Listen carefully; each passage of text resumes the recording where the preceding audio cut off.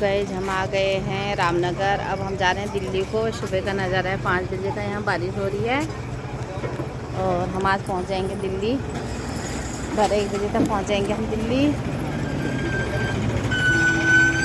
और जा जा जा जा जा जा जा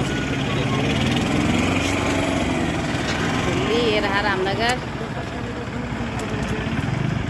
मैं आ रही हूँ 19 तारीख को दिल्ली। देखो कितना अच्छा माहौल हो रखा है।